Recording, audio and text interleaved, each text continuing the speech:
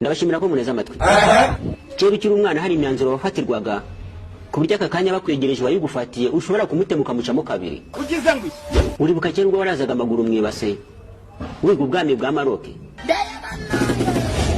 ibuka ubwo warara budasinzira ukarara amajoro wiga amateka y'abasundi yatakayita bankwame nkuruma wakwimye inzinga n'abasikiya Muhammad uri kukuntu wizi intambara ya mbere y'isi yose n'iya kabiri abayitsinze n'abayitsinzwe uko yarangiye nkeka ko waruzi ko akakanya uzaba uri umusirikare ukomeye none akakanya uri umumansuzi uribuka amajoro waraye udasinzira wiga Mali Empire ukiga Ghana Empire Songhai Empire ukuntu zateye imbere n'ukuntu zagiye zisubira inyuma none bakakanya wiri gusikurora ingusaka Mitsutsu Empire Empire ni iki? Ni Empire ni umutwe wa politike uyobowe n'abantu runaka.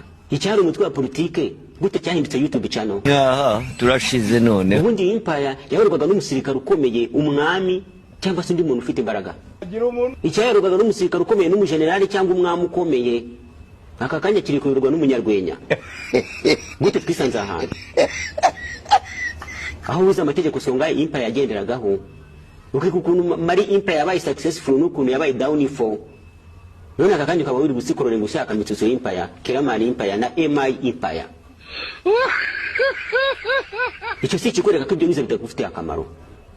Kubera ko akakanya niwo mwanya wawe kugira ngo ibyo wize ubihuze n'iby'ubuzima bw'ubu ngubu. Icyo gihe wigaga akazi kagutegereje. None ubu ngubu usigaye wiga utazi niba uzabona n'akazi.